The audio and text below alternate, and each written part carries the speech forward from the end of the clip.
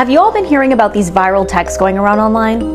You have been selected to pick cotton at the nearest plantation. No personal belongings allowed. This is a fresh start. You are Plantation Group C. Several people in the Black community around the country say they received a text after the election was called for President-elect Trump, telling them to be ready to pick cotton at a certain time and location.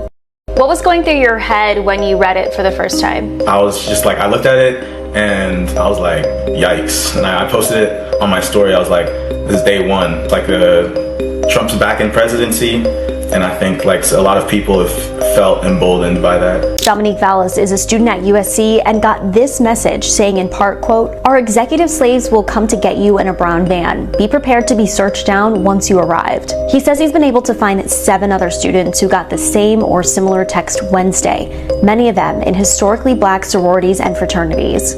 I kind of talked to my line brothers and they were like, yeah, we should compile it, report this to the FBI. So that's what I'm doing, getting all the texts and, people's contact information, etc., and sending it to the FBI so they can be like, try to find the cybercrime. USC sent us a statement saying in part, "We've become aware that students across the country have been receiving hateful emails, including students at USC. We're so sorry they are going through this and know that law enforcement at all levels have been informed. Right now we don't know exactly who or where these texts are coming from, or the exact motivations behind them. But some of the anonymous numbers appear to be tied to TextNow, a text messaging service that allows users to use untraceable numbers." A TextNow spokesperson told NBC News in a statement, "As soon as we became aware, our trust and safety team acted quickly, shutting down the accounts involved within the hour." The FBI also sent a statement to NBC News saying in part, quote, "The FBI is aware of the offensive and racist text messages sent to individuals around the country and is in contact with the Justice Department and other federal authorities on the matter. As always, we encourage members of the public to report threats of physical violence to local law enforcement authorities." Do you think the timing of this was intentional? Yeah, I think it was sent right after Trump was declared the president-elect. Brian Hughes from the Trump campaign sent a statement to NBC News about this, saying it's absolute nonsense to link the president to the messages, and quote, "If we can find the origins of these messages which promote this kind of ugliness in our name, we will obviously take legal action to stop it." NBC's Zincle Asamoah also spoke to 28-year-old Kumi Wolf, who got a text in Minnesota. To have a message like that pop up on my phone was very disheartening and very dehumanizing as a person. What are you feeling? It is emotional. I didn't think I was going to get very emotional. I just don't understand how anyone could think like that and want to send out a mass text like that to make people feel even more hurt than they already feel. And I just thought that maybe after the election, we could at least figure out how to pick up the pieces. And if you were able to identify whoever sent this message or the group that is sending out these messages, what would you say to them? What would you want them to know? I'd say fear is not a good way to intimidate people. To read more on this? Now, that's kind of crazy that somebody would create that. And I know some of y'all probably already heard about this, but I just haven't had time to let something like this marinate.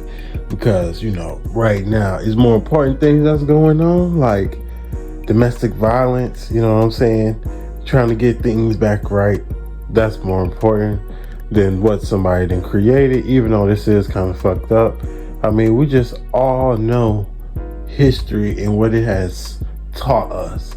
Some people are still alive that went through it, while we just heard about it, learned about it, researched about it. You know what I'm trying to say. But at the same time, this is messed up. I ain't gonna lie. I am a Black individual myself.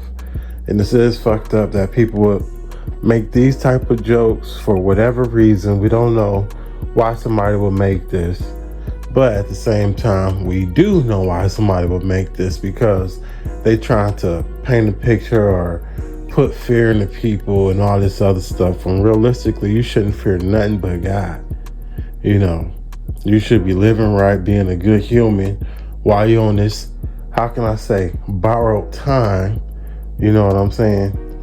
I mean, I just don't understand why people would take this much time into sending some bullshit out though to a lot of people. If a lot of people did get this, I know I didn't get it, so this must be some little prank in that area, which is fucked up.